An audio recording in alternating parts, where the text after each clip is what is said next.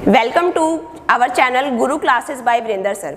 तो स्टूडेंट्स आज हम स्टार्ट कर रहे हैं टॉपिक बायो का टॉपिक डाइजेस्टिव सिस्टम या पाचन तंत्र। राइट, पाचन तंत्र का मतलब होता है, नाम से ही क्लियर है। सबसे पहले तो तंत्र, तंत्र अपने पास होता है अंगों का समूह, अंगों का समूह या फिर आप कहते हो ग्रुपिंग ऑफ ऑर्गेन्स। किस चीज का हमने काम करना है? पाचन का करना है। नाम से ही क्लियर है पाचन, पाचन का मतलब खाने को पचाना। खाने को पचाने का मतलब ये होता है कि भाई खाने के अंदर जो हम पोषक तत्व ले रहे हैं वो ऊर्जा के बड़े बड़े अणु हैं, बड़े बड़े मॉलिक्यूल्स हैं, तो हम उनको इजीली डायरेक्टली डाइजेस्ट नहीं कर सकते, उनको हम छोटे छोटे पार्ट्स में ब्रेक करते हैं। छोटे छोटे पार्ट्स में ब्रेक करने के लिए हमें जरूरत पड़ती है किसकी? एंजाइम्स की, पाचक एंजाइम्स जिसको हम बोलते हैं। तो यही एंजाइम्स है मेनली जो किसमें मदद करते हैं हमें? पाचन में या फिर डाइजेशन में।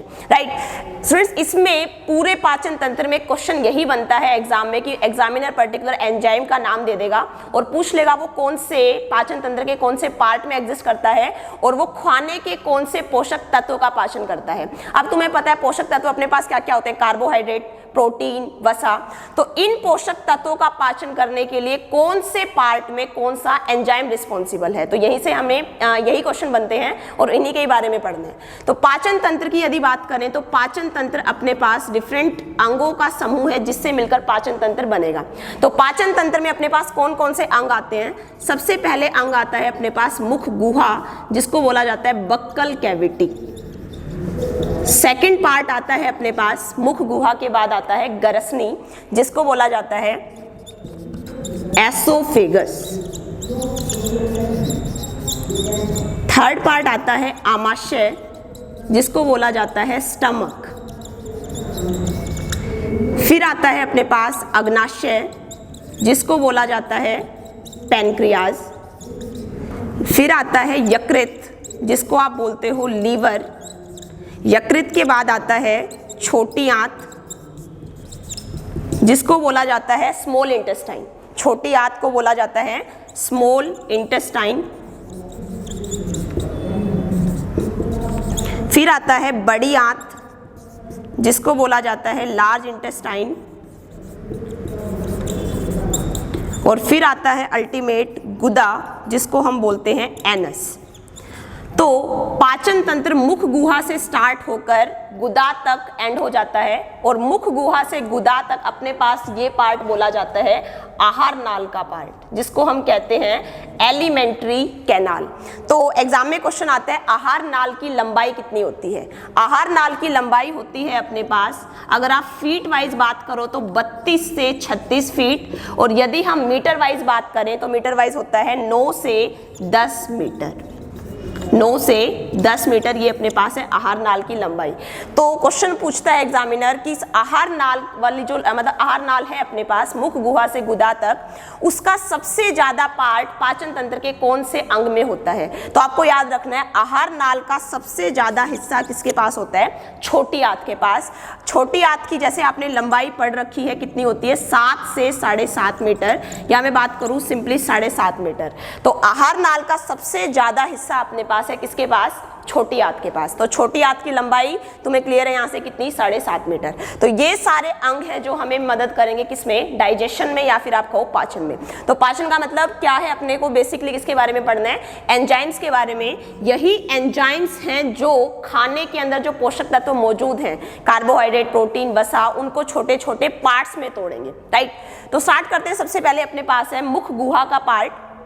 मुख गुहा की यदि हम बात करें तो मुख गुहा में आपको पता है क्या क्या है अपने पास? मुख गुहा के अंदर 2 चीजें हैं जो डाइजेशन में हेल्प करेंगी। मुख गुहा के अंदर अपने पास है भाई, एक तो है अपने पास दांत, जिसको हम कहते हैं टीथ, और फिर है जीभ, जिसको बोला जाता है टंग। इन दोनों का भी रोल है काफी डाइजेशन में। सुनना ध्यान से, मुख गुहा की यदि हम बात करें तो मुख गुहा में क्वेश्चन आता है खाने का कौन सा पोषक तत्व सबसे पहले डाइजेस्ट होता है? तो आपको याद रखना है वो होता है कार्बोहाइड्रेट। मुख गुहा में किसका पाचन किया जाता है? कार्बोहाइड्रेट का पाचन किया जाता है। एक चीज और याद रखना, मुख गुहा में हमें ग्रंथियां मिलती हैं। कौन सी? लार ग्रंथियां। डायरेक्ट क्वेश्चन पूछता है लार ग्रंथियां कहाँ पाई जाती हैं? लार ग्रंथि को हम बोलते हैं सैलिवरी ग्लैंड्स। तो लार ग्रंथि या सैलिवरी ग्लैंड्स पूछे एग्जामिनर तो आपको याद रखना है वो किस में मिलती हैं, मुख गुहा में। एक चीज और याद रखना, अगर ग्रंथि है, कोई भी ग्रंथि है अपने पास, तो वो स्रावित करती है एक टाइप का रस, या जिसको हम कहते हैं एक टाइप का जूस। इस रस में अपने पास दो चीजें हो सकती हैं, या तो हमें मिल जाएगा एंजाइम, या हमें दूसरी चीज मिल जाएगी हार्मोन। अगर रस में एंजाइम मौजूद है, अगर रस में एंजाइम मौजूद है तो उसको बोला जाता है कौन सी ग्रंथि, बाह्य स्रावी ग्रंथि, या जिसको आप बोलते हो एक्सोक्राइन ग्लैंड। अगर रस में एंजाइम मौजूद है तो बोला जाएगा बाह्य स्रावी या एक्सोक्राइन ग्लैंड, और यदि रस में हार्मोन्स मौजूद हैं तो बोला जाएगा कौन सी ग्रंथि, अंतःस्रावी ग्रंथि, जिसको आप बोलते हो एंडोक्राइन ग्लैंड। खैर हमने इस तंत्र में पढ़ना है पाचन के बारे में, तो पाचन के लिए मैंने तुम्हें शुरू में ही बोल दिया था, पाचन में हेल्प कौन करेगा, एंजाइम्स। तो अपने पास पूरा रोल है किसका, बाह्य स्रावी ग्रंथियों का, राइट। सबसे पहले कोई ग्रंथि होगी, उस ग्रंथि से एक टाइप का रस निकलेगा और उस रस में मौजूद होगा एंजाइम, और वो एंजाइम करेगा किसी पर्टिकुलर पोषक तत्वों का पाचन। तो हम मुख गुहा की बात कर रहे हैं। मुख गुहा में मैंने आपको बता दिया कौन सी ग्रंथि मौजूद है, लार ग्रंथि। लार ग्रंथि से स्रावित होगा कौन सा रस, लार रस, जिसको आप कहते हो सलाइवा या फिर सैलिवरी जूस, सलाइवा बोल सकते हो सिंपली। तो लार रस के अंदर अपने पास एंजाइम मौजूद हैं, लार रस के अंदर एंजाइम मौजूद हैं। दो एंजाइम के नाम आपको याद रखने हैं, एक तो है टाइलिन और दूसरा एंजाइम है अपने पास लाइसोजाइम। अगर टाइलिन एंजाइम की बात करें तो टाइलिन एंजाइम आपको याद रखना है कौन से पोषक तत्वों का पाचन करेगा, कार्बोहाइड्रेट का, क्योंकि मैंने आपको बता दिया अभी सबसे पहले कौन सा पोषक तत्व पचता है, कार्बोहाइड्रेट। तो कार्बोहाइड्रेट का पाचन करेगा कौन सा एंजाइम, टाइलिन एंजाइम। कैसे करेगा, वो तोड़ देता है स्टार्च को या शर्करा को किसके अंदर, माल्टोज के अंदर। तोड़ने का मतलब ये हुआ कि ये अपने पास एक बड़ी यूनिट है, इसको कन्वर्ट किया जाएगा छोटी यूनिट में। तो टाइलिन एंजाइम का काम क्या होगा, स्टार्च को बदल देगा वो माल्टोज में। खैर इतना डिटेल में एग्जामिनर नहीं पूछता, अगर पूछ भी ले तो आपको याद रखना है। बाकी मेनली क्वेश्चन पूछता है वो टाइलिन एंजाइम कहाँ मिलता है। तो टाइलिन एंजाइम अगर ग्रंथि पूछे तो लार ग्रंथि, अंग पूछे तो आपको याद रखना है मुख गुहा। देन आता है अपने पास लाइसोजाइम एंजाइम। लाइसोजाइम एंजाइम का काम होता है मुख गुहा के अंदर जितने भी बैक्टीरिया हैं या जितने भी जीवाणु हैं उनको खत्म करने का काम किसका होगा, लाइसोजाइम एंजाइम का। तो ये तो थी किसकी बात, लार ग्रंथि की बात। अब अपने पास है मुख गुहा के अंदर ही क्या, दांत और जीभ। तो यहां से भी क्वेश्चन पूछता है एग्जामिनर। अब आपको पता है दांत, दांतों की मदद से हम क्या करेंगे, खाने को तोड़ने का काम, चबाने का काम, पीसने का काम, राइट।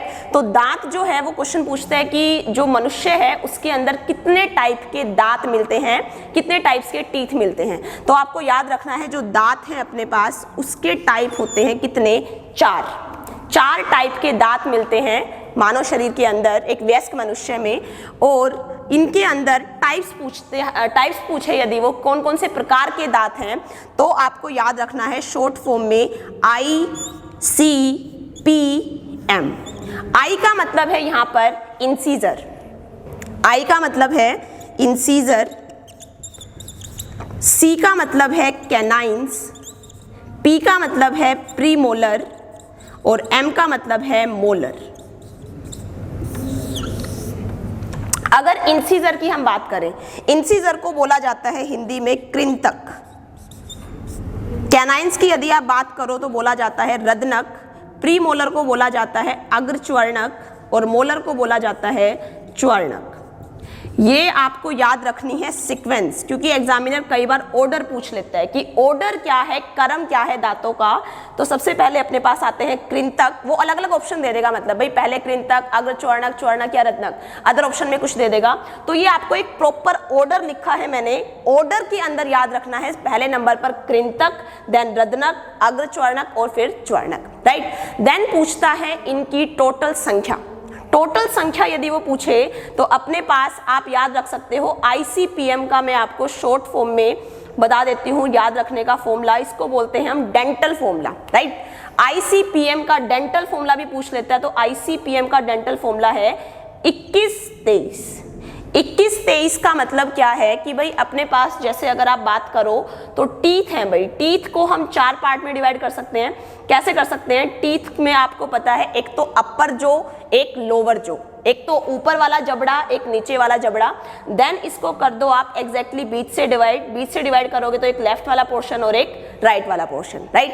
तो अपर जो के लेफ्ट पार्ट में, अपर जो के राइट पार्ट में, लोअर जो कि लेफ्ट पार्ट में, लोअर जो कि राइट पार्ट में। इस टाइप से अपने पास टोटल 4 टाइप का कॉन्फ़िगरेशन हो जाता है और आप इस चीज को मल्टीप्लाई कर दोगे किससे?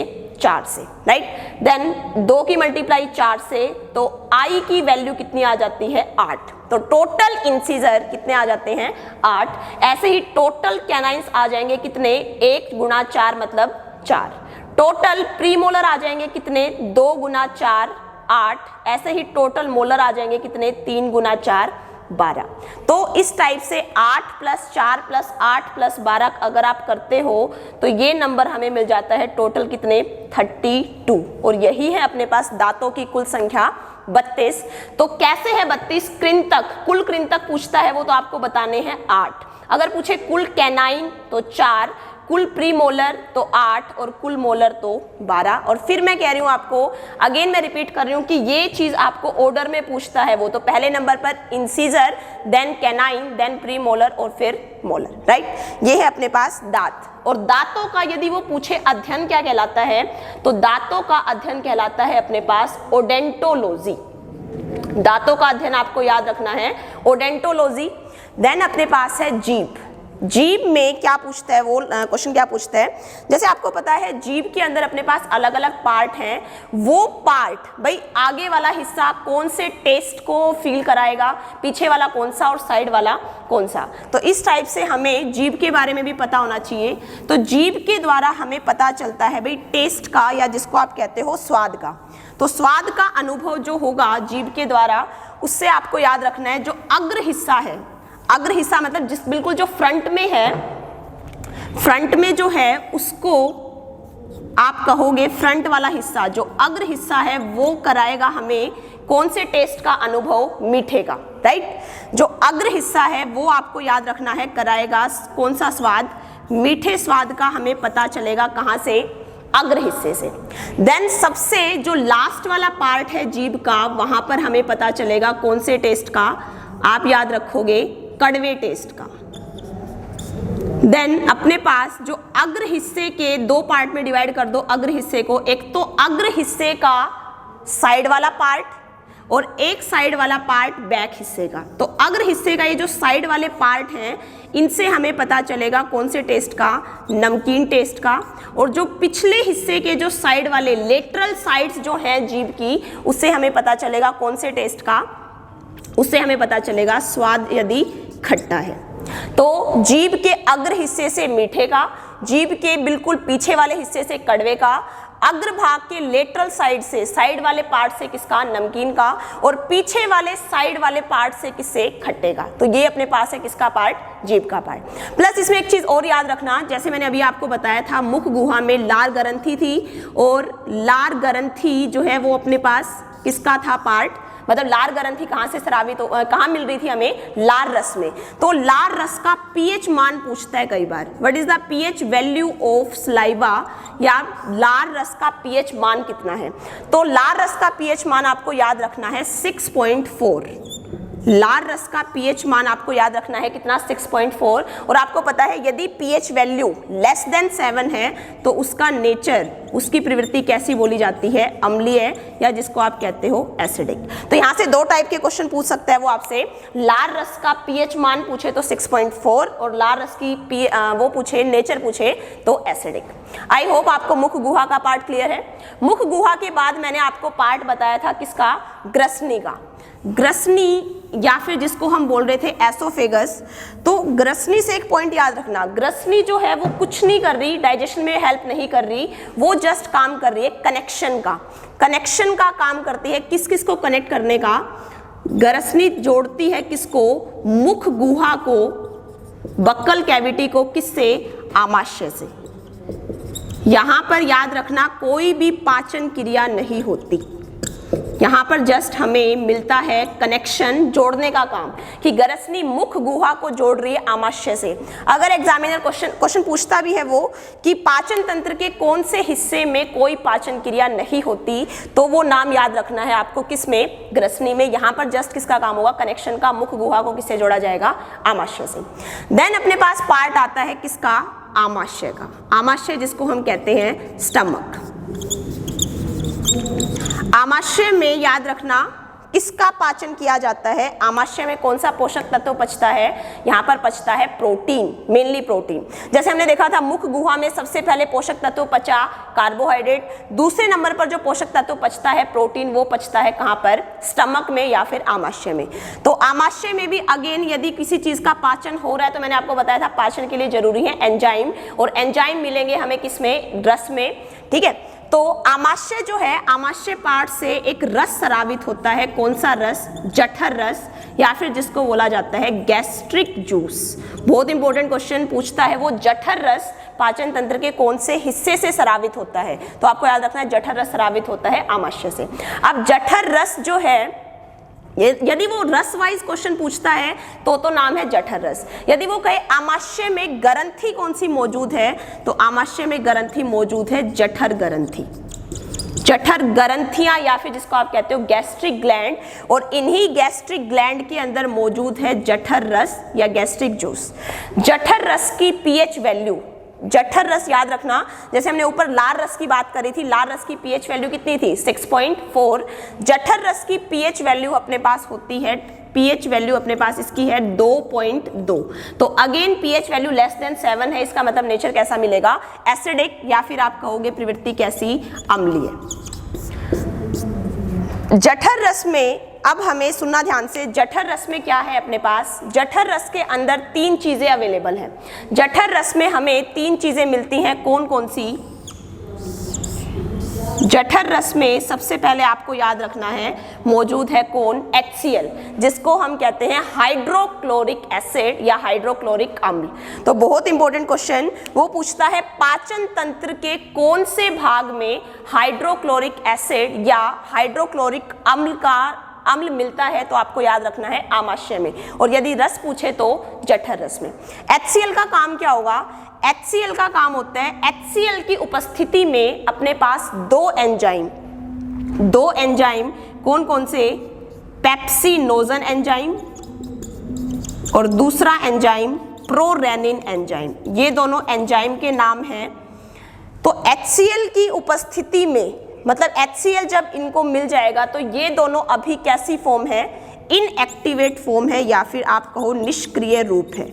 एंजाइम यदि निष्क्रिय है तो आपको पता है वो काम नहीं करेगा, राइट। तो HCl की उपस्थिति में ये निष्क्रिय एंजाइम कन्वर्ट कर लिए जाएंगे अपनी क्रियाशील रूप में, एक्टिव फॉर्म में। तो पेप्सिनोजन बदल दिया जाएगा HCl की उपस्थिति में, किसमें, पेप्सिन में, और प्रोरेनिन एंजाइम बदल दिया जाएगा रेनिन में। कहने का मतलब ये दोनों एंजाइम निष्क्रिय रूप में थे, जैसे ही HCl आया, HCl ने क्या कर दिया, पेप्सिनोजन को बदल दिया पेप्सिन में और प्रोरेनिन को बदल दिया रेनिन में। अब इनका मेन काम क्या है, पेप्सिन एंजाइम, जो मैंने अभी आपको कहा था कि जो स्टमक है, आमाशय है, वो क्या कर रहा था, प्रोटीन का पाचन। तो प्रोटीन का पाचन वो करेगा कौन से एंजाइम की मदद से, पेप्सिन एंजाइम की मदद से। बहुत इंपॉर्टेंट क्वेश्चन पूछता है एग्जामिनर, आमाशय में प्रोटीन का पाचन करने वाला एंजाइम, तो आपको याद रखना है पेप्सिन। पेप्सिन एंजाइम किसका पाचन करेगा अपने पास, प्रोटीन का। कैसे करता है, प्रोटीन को तोड़ देता है वो किसके अंदर, पेप्टोन्स में। प्रोटीन को तोड़ देता है पेप्टोन्स में, कौन सा एंजाइम, पेप्सिन एंजाइम। ऐसे ही रेनिन एंजाइम, रेनिन एंजाइम अपने लिए किसके लिए जिम्मेवार है, किस चीज का पाचन करता है, ये करता है दूध का पाचन, राइट। तो पूछे अगर प्रोटीन का पाचन किसके द्वारा किया जाए आमाशय में, तो पेप्सिन के द्वारा। ऐसे ही दूध का पाचन किसके द्वारा किया जाता है, रेनिन के द्वारा। अगर पूछे रेनिन एंजाइम कैसे काम करता है, तो रेनिन करता है कैसिन को, दूध में एक प्रोटीन मौजूद होता है, दूध में प्रोटीन जो मौजूद है उसका नाम होता है कैसिन।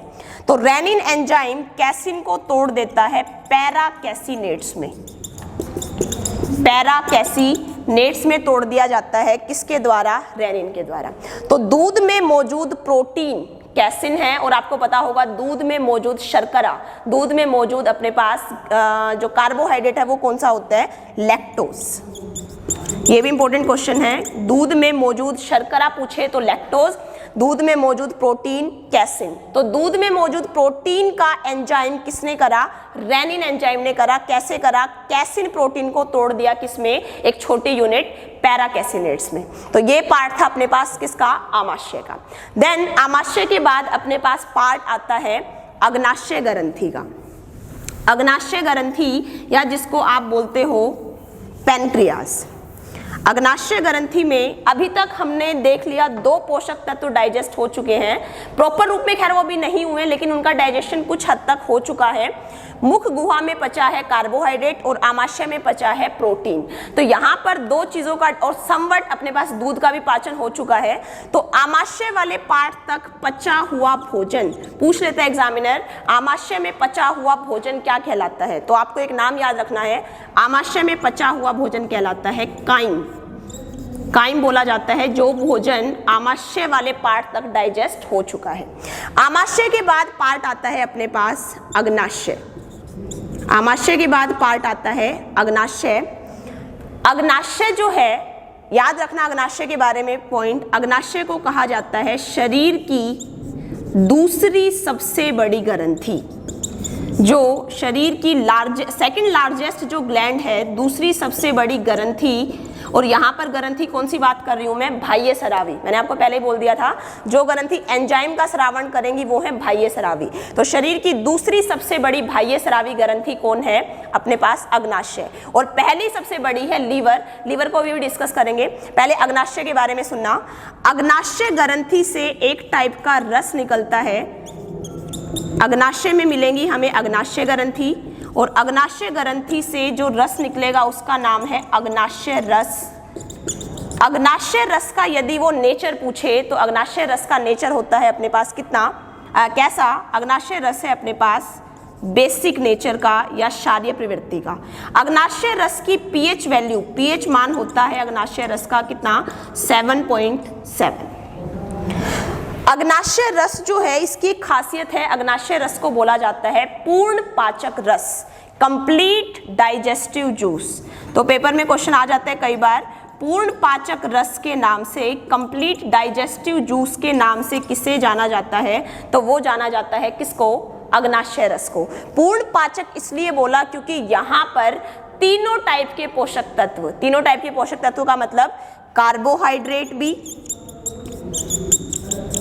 प्रोटीन भी और वसा भी, तीनों टाइप के पोषक तत्व अग्नाशय ग्रंथि में आकर पचते हैं, इसलिए इसको कौन सा रस बोला जाता है, पूर्ण पाचक रस। राइट। तो अब क्वेश्चन ये है, यहाँ पर भी पाचन यदि हो रहा है तो पाचन करने के लिए अपने पास एंजाइम मौजूद होंगे। कार्बोहाइड्रेट का पाचन करने के लिए अपने पास यहाँ पर कौन सा मौजूद है एंजाइम, आपको नाम याद रखना है अमाइलेज। बहुत इंपॉर्टेंट क्वेश्चन है, वो पूछ लेता है अमाइलेज एंजाइम कौन से रस में स्रावित होता है। रस पूछे तो अग्नाशय रस और ग्रंथि पूछे तो अग्नाशय ग्रंथि। ऐसे ही प्रोटीन का पाचन करने वाला एंजाइम हमें अग्नाशय ग्रंथि में कौन सा मिलता है, आपको नाम याद रखना है ट्रिप्सिन। ट्रिप्सिन।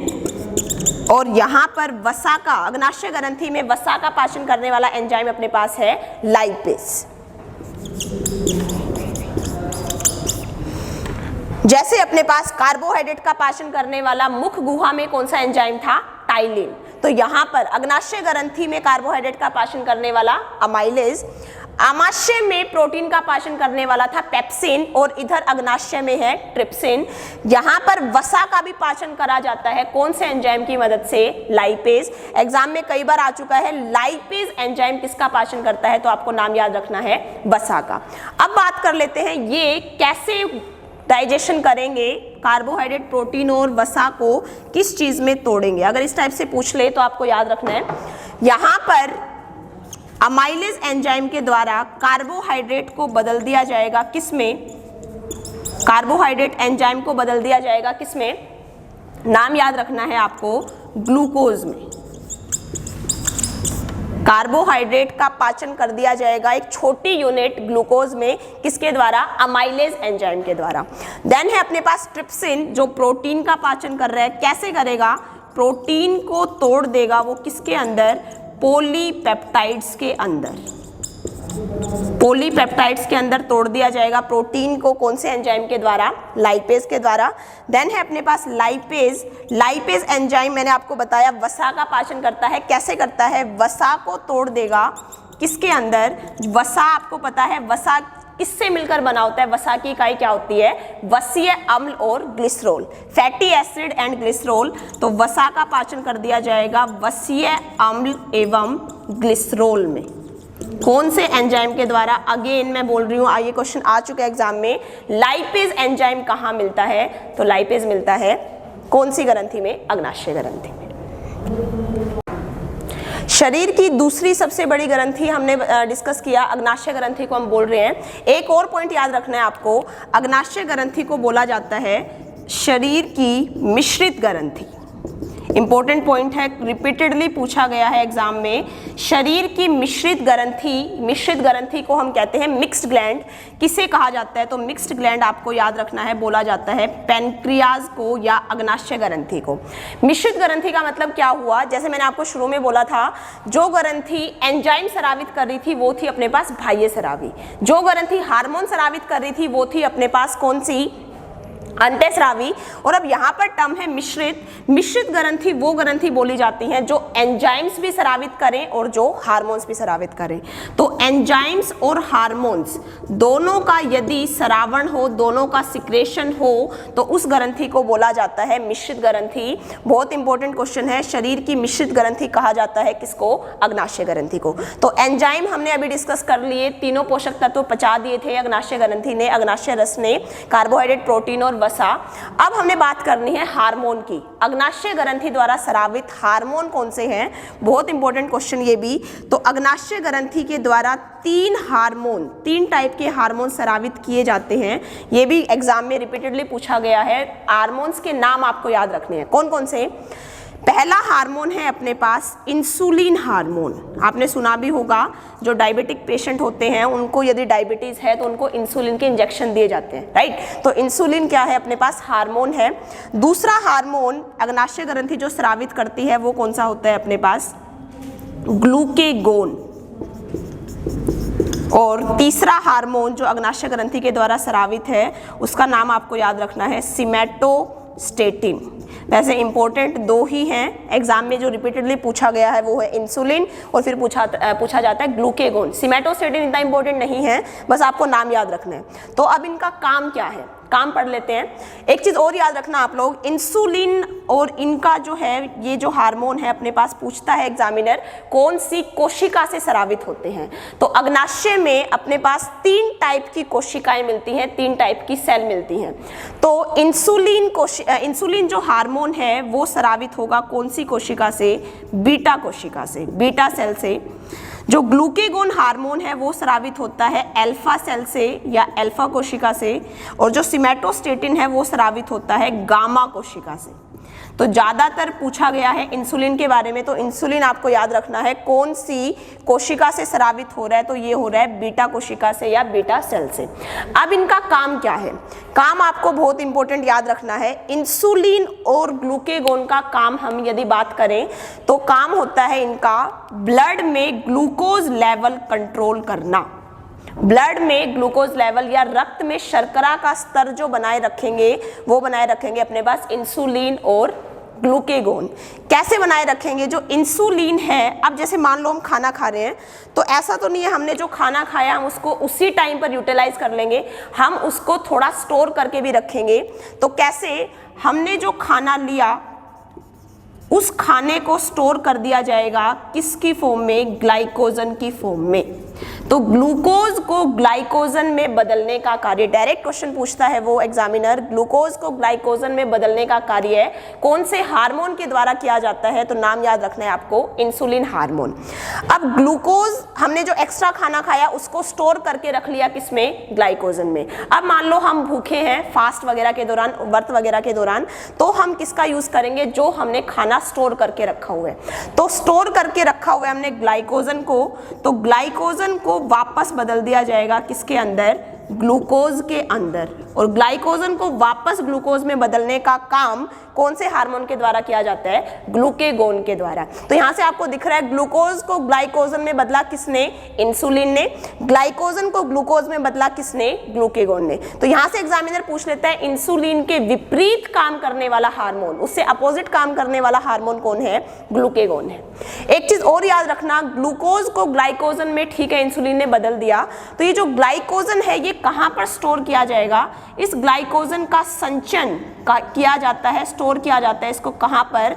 लीवर के अंदर, यकृत के अंदर। इंपॉर्टेंट पॉइंट है कि जो हमने खाना स्टोर करके रखा वो रखा किस रूप में? ग्लाइकोजन के रूप में। तो इस ग्लाइकोजन को कहां स्टोर किया जाएगा? कौन से पार्ट में? यकृत वाले पार्ट में या लीवर में। देन अपने पास है सिमेटोस्टेटिन। सिमेटोस्टेटिन का कुछ खास रोल नहीं है। सिमेटोस्टेटिन का काम होता है खाने में स्वांगीकरण दर को बढ़ा देना। इसमें बस इतना ही पूछता है वो, ज्यादा इंपॉर्टेंट रहेंगे इंसुलिन और ग्लूकेगोन।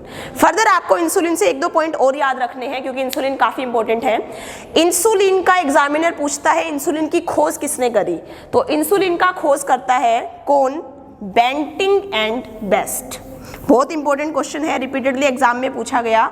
इंसुलिन की खोज करी बेंटिंग एंड बेस्ट ने। इंसुलिन का खोजकर्ता आपको याद रखना है Banting and Best. Then insulin से फर्दर क्वेश्चन पूछता है इंसुलिन की कमी से होने वाला रोग। वैसे तो ज्यादा इंपॉर्टेंट है कमी से होने वाला रोग, लेकिन दोनों ही बता देती हूँ मैं आपको, दोनों ही याद रखने हैं। इंसुलिन की कमी से होने वाला रोग यदि पूछे तो इंसुलिन की कमी से रोग हो जाता है कौन सा? मधुमेह या फिर डायबिटीज। आपने सुना भी होगा जिस इंसान को डायबिटीज की प्रॉब्लम है तो उसको इंसुलिन के इंजेक्शन दिए जाते हैं। वो इसलिए दिए जा रहे हैं क्योंकि उसकी बॉडी में इंसुलिन की कमी हो रही है। तो इंसुलिन की कमी से होने वाला रोग कौन है? मधुमेह या फिर इसको आप बोलोगे डायबिटीज। ऐसे ही इंसुलिन की यदि बॉडी में हो जाती है अधिकता, जरूरत से ज्यादा यदि इंसुलिन स्रावित होने लग जाए तो उस केस में रोग कौन सा हो जाता है? हाइपोग्लाइसीमिया। रोग का नाम आपको याद रखना है हाइपोग्लाइसीमिया। ये हाइपोग्लाइसीमिया रोग, इसके जो सिम्टम्स की यदि हम बात करें तो जैसे प्रजनन क्षमता, दृष्टि वगैरह कम होना, तो ये है हाइपोग्लाइसीमिया। जो रिपीटेडली पूछा गया है, जो इंपॉर्टेंट है वो आपको याद रखना है डायबिटीज या मधुमेह। तो मधुमेह रोग का कारण क्या है? इंसुलिन की कमी होना। तो ये थी अपने पास अग्नाशय ग्रंथि। अग्नाशय ग्रंथि के बाद अपने पास पार्ट आ जाता है, डिस्कस कर लेते हैं लीवर को, या जिसको हम कहते हैं यकृत। यकृत के बारे में मैंने तुम्हें अभी एक पॉइंट कहा था। यकृत क्या है? शरीर की सबसे बड़ी ग्रंथि। जैसे अपने पास शरीर की दूसरी सबसे बड़ी ग्रंथि कौन सी थी? अग्नाशय। तो यकृत है शरीर की सबसे बड़ी ग्रंथि। अब देखो यकृत जो है उसका मतलब इतना खैर डाइजेशन में वो नहीं है क्योंकि इसके अंदर कुछ एंजाइम्स वगैरह मौजूद नहीं है, लेकिन यकृत बहुत इंपॉर्टेंट रोल प्ले करेगा। कैसे करेगा? जो यकृत है वो खाने के अंदर जो वसा है उसका कर देता है इमल्सीकरण, मतलब उसको थोड़ा सा तोड़ने में, उसको अवशोषण में, वसा के अवशोषण में मदद करता है कौन? यकृत। यकृत के बहुत इंपॉर्टेंट काम याद रखने हैं आपको, 3-4। एग्जामिनर डायरेक्ट पूछ लेता है भाई वो पर्टिकुलर काम किसके द्वारा किया जाता है। तो जैसे यकृत के द्वारा एक रस स्रावित किया जाता है, यकृत में एक रस बनता है, नाम याद रखना है आपको पित्त रस, या जिसको हम बोलते हैं बाइल जूस। तो डायरेक्ट क्वेश्चन है पित्त रस का निर्माण बाइल जूस को किसके द्वारा बनाया जाता है? तो वो बनाया जाता है लीवर के द्वारा। पित्त रस का 2 क्वेश्चन बनते हैं यहाँ से। एक तो अगर पूछता है पित्त रस का निर्माण किसके द्वारा किया जाता है, तो वो तो किया जाता है किसके द्वारा? लीवर के द्वारा। यदि वो पूछे पित्त रस को स्टोर किसके द्वारा किया जाता है, या जिसको आप कहते हो पित्त रस का संचन, संचन का मतलब जो पित्त रस बन चुका है उसको स्टोर कहाँ किया जाएगा? तो उसको किया जाता है कहाँ पर? पित्त की थैली में, या फिर जिसको आप टेक्निकली बोलोगे किसमें, पित्ताशय में। पित्ताशय को इंग्लिश में बोला जाता है गाल ब्लैडर। तो दो क्वेश्चन है यहाँ से। अगर पूछता है पित्तरस का निर्माण किसके द्वारा, तो लीवर के द्वारा।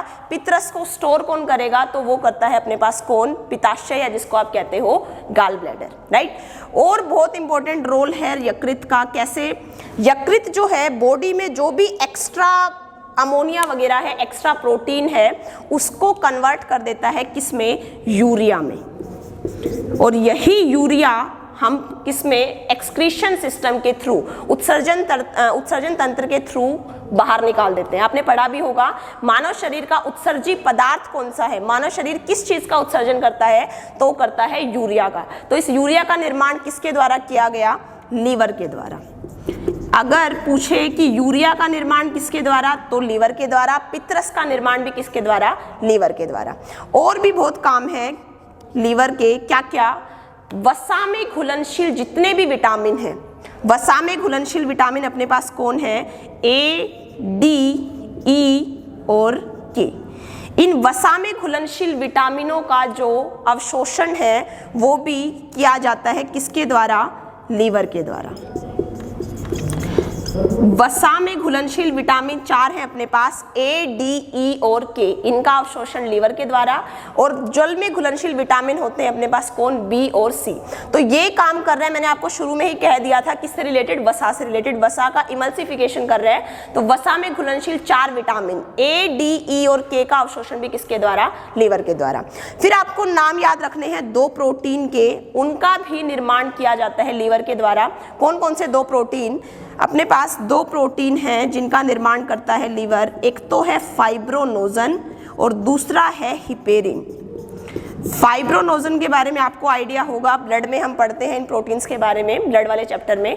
तो फाइब्रोनोजन प्रोटीन क्या होता है, रक्त का थक्का बनाने में जो मदद करता है, ब्लड क्लोटिंग में जो हेल्पफुल है, वो अपने पास प्रोटीन है कौन सा, फाइब्रोनोजन। अब रक्त का थक्का कहाँ बनना चाहिए, आपको पता है शरीर के बाहर। तो चोट लगने पर जो रक्त का थक्का बनाता है फाइब्रोनोजन प्रोटीन।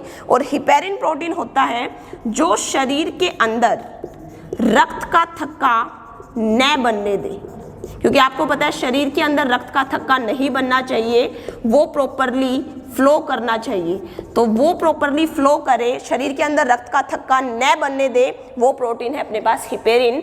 तो इन दोनों प्रोटीन का निर्माण भी किसके द्वारा किया जाता है, लीवर के द्वारा। तो बहुत इंपॉर्टेंट चीज़ है ये, लीवर के बारे में आपको याद रखना है। प्लस याद रखना लीवर के अंदर एक पावर होती है, कौन सी power, regenerative power. Regenerative power का मतलब खुद एक तरीके से अपने आप को वो रिकवर कर सकता है। पूछता है एग्जामिनर, कौन से मानव शरीर के कौन से अंग में सबसे ज़्यादा पुनर्भेदन क्षमता होती है, तो सबसे ज़्यादा पुनर्भेदन क्षमता अपने पास है किसमें, लीवर के पास। और सबसे कम पुनर्भेदन क्षमता, सबसे कम रीजनरेटिव पावर है मस्तिष्क के पास। खैर अभी हम लीवर की बात करें तो लीवर में एक पॉइंट याद रखना है आपको, सबसे ज़्यादा पुनर्भेदन क्षमता, अपने आप को जो रीजनरेट कर सकता है, रिकवर कर सकता है, वो कौन है, लीवर है। तो ये सारा पॉइंट था अपने पास किसका, लीवर का। देन पार्ट आ जाता है किसका, छोटी आंत। छोटी आंत हमने शुरू में डिस्कस किया था, मैंने आपको बताया था आहार नाल का सबसे ज़्यादा हिस्सा, एलिमेंट्री कैनाल का जो सबसे ज़्यादा पार्ट था वो किस में रहता है, छोटी आंत में। बाकी आप इस चीज़ को थोड़ा सा एक बार मैं डायग्रामेटिकली बताऊं आपको तो आप समझ भी सकते हो। जैसे आपको पता है ये पार्ट होता है अपने पास मुख गुहा का, देन ये चीज़ बोली जाती है गरसनी, देन यहाँ से अपने पास आ जाता है आमाशय या जिसको हम कहते हैं स्टमक।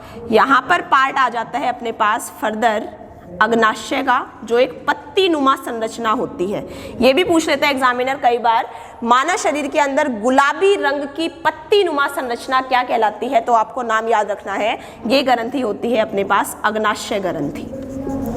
यहाँ पर अपने पास आमाशय के साइड में एक थैली नुमा संरचना होती है, इसको बोला जाता है लीवर या यकृत। और यकृत के अंदर ही जो पित्तरस बन रहा था उस पित्तरस को स्टोर किया जाएगा पित्त की थैली में या फिर गाल ब्लैडर में।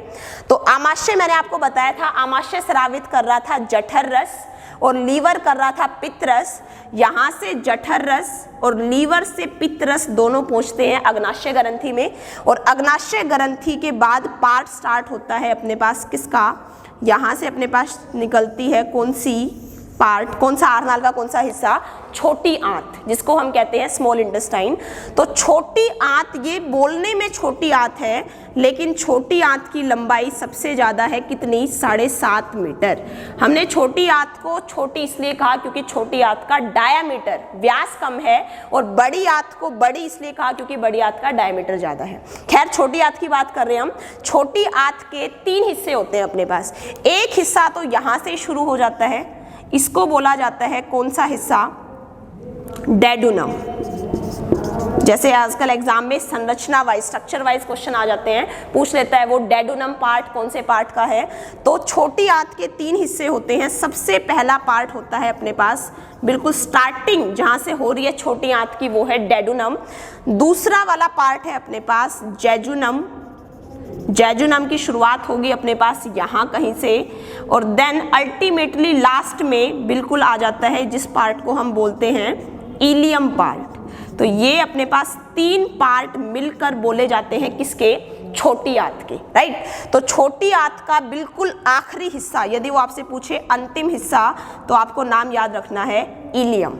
छोटी आंत का काम क्या होगा, छोटी आंत बिल्कुल खाने का जो बिल्कुल डाइजेशन का बिल्कुल जो लास्ट स्टेज है वो जाकर पूरी होगी छोटी आंत में, राइट। तो पूछता है वो, एक चीज़ और याद रखनी है आपको, खाना जो है अपने, जो हम खाना खा रहे हैं, वो सबसे ज़्यादा टाइम तक पाचन तंत्र के कौन से पार्ट में रहता है, तो वो रहता है छोटी आंत के अंदर। खाना जो हम खाते हैं वो सबसे ज़्यादा समय तक किसमें रहता है, छोटी आंत में रहता है। यहाँ पर खाने का अल्टीमेट पाचन के साथ साथ क्या भी कर दिया जाता है, खाने का अवशोषण कर दिया जाता है, राइट।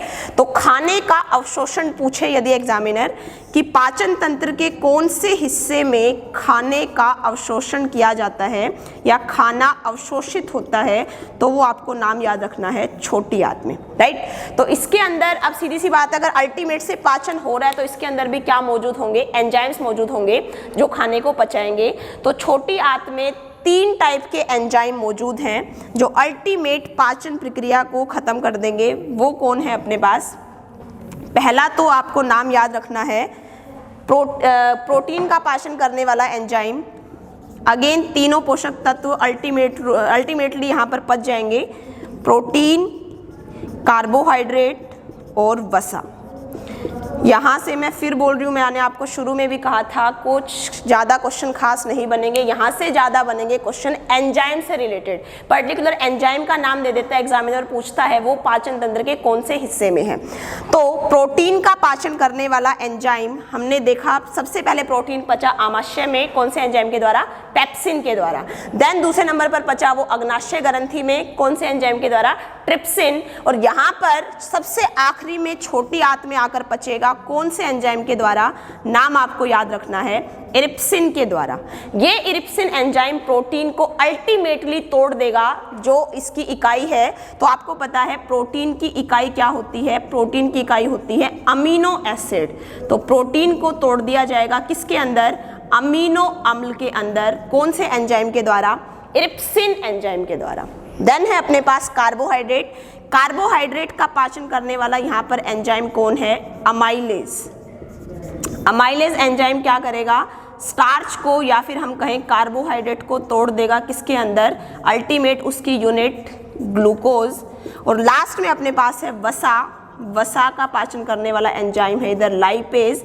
लाइपेज तोड़ देगा वसा को, जो उसकी इकाई है, वसा की इकाई मैंने आपको बताया वसीय अम्ल और ग्लिसरॉल के अंदर। तो यहाँ पर अल्टीमेटली जितना खाना जिस रूप में डाइजेस्ट होना था, बिल्कुल उसकी जो छोटी इकाई होनी थी उसमें वो डाइजेस्ट भी हो चुका, प्लस यहाँ पर क्या भी कर दिया जाएगा, खाने का अवशोषण भी। तो पूछता है छोटी आंत के कौन से हिस्से में खाने का अवशोषण किया जाता है, तो छोटी आंत के कौन से हिस्से में, नाम याद रखना है आपको, जो इसका अल्टीमेट हिस्सा था इलियम हिस्सा। तो इलियम हिस्से में खाना अल्टीमेट क्या कर दिया जाता है, अवशोषित। तो खाने का अवशोषण छोटी आंत के कौन से हिस्से में, इलियम हिस्से में। तो ये पार्ट था अपने पास छोटी आंत का। छोटी आंत के बाद पार्ट आता है किसका, अल्टीमेटली जो ये वाली लेंथ है, ये वाली जो है ये बोली जाती है छोटी आंत, और इसके बाहर जो है वो बोली जाती है बड़ी आंत। बड़ी आंत मैंने आपको बताया नाम में बड़ी है, वो इसलिए है क्योंकि उसका डायमीटर ज़्यादा है, लेकिन बड़ी आंत की लंबाई कितनी होती है अपने पास, 1.5 मीटर होती है। छोटी आंत से छोटी है, बस नाम बड़ा इसलिए क्योंकि वो डायमीटर वाइज व्यास उसका जो है ज़्यादा है। तो याद रखना है आपको, अल्टीमेट छोटी आंत के बाद आ जाता है बड़ी आंत। बड़ी आंत का काम क्या होता है, जैसे हमने देख लिया खाने का अवशोषण तो कहाँ किया गया, छोटी आंत में, कौन से पार्ट में, इलियम हिस्से में। अब है बड़ी आंत। बड़ी आंत में क्या किया जाता है, जल एवं खनिज लवण का अवशोषण, absorption of water and minerals is done by large intestine. तो जल और खनिज लवण का अवशोषण पूछे यदि एग्जामिनर, तो आपको याद रखना है कहाँ पर, बड़ी आंत में। अब भी यदि कुछ फूड अनडाइजेस्टेड फॉर्म में रह जाता है तो वो बाहर कर दिया जाएगा, किसके द्वारा, बड़ी आंत के द्वारा, किसके थ्रू, गुदा के थ्रू। और गुदा जो है अपने पास अल्टीमेट पार्ट है, यहाँ से खाना जो है क्या निकल जाएगा शरीर से, जो भी अनडाइजेस्टेड फॉर्म में रह चुका है वो अपशिष्ट पदार्थों के रूप में गुदा के द्वारा बाहर कर दिया जाएगा। तो ये था अपने पास डाइजेस्टिव सिस्टम। आई होप आपको समझ आया होगा। All the very best.